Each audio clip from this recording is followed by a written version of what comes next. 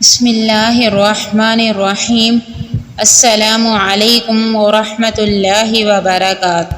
حضرت جابر بن عبداللہ رضی اللہ عنہ فرماتے ہیں کہ رسول اللہ صلی اللہ علیہ وآلہ وسلم نے ارشاد فرمایا، قیامت کے دن ہر آدمی کو اپنے دنیا کے حقوق ادا کرنے پڑیں گے، اور اس معاملے میں انسان اس قدر پریشان ہو جائے گا کہ بندہ کہے گا، اے میرے رب، میں اس وقت جس مصیبت میں گرفتار ہوں، اگر تو مجھے دوزخ میں بھیج دے تو میرے لیے اس میں آسانی رہے گی، حالانکہ وہ دوزخ کے عذاب کو خوب اچھی طرح جانتا ہوگا۔ مستدرک امام حاکم، حدیث نمبر 8720۔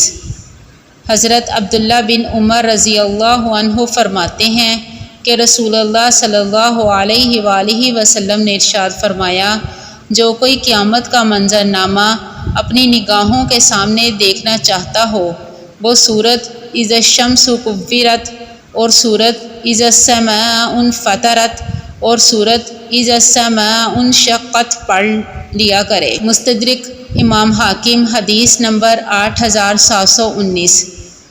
حضرت ابو ہریرہ رضی اللہ عنہ فرماتے ہیں کہ رسول اللہ صلی اللہ علیہ وآلہ وسلم نے ارشاد فرمایا، اگر تم وہ سب جان لو جو میں جانتا ہوں تو تم کم ہنسو اور زیادہ رو، نفاق غالب ہوگا، امانت اٹھ جائے گی، رحمت ختم ہو جائے گی، امین لوگوں پر تہمتیں لگیں گی، بے ایمانوں کو امین قرار دیا جائے گا، تمہیں صرف اور خوب بٹھا دے گا۔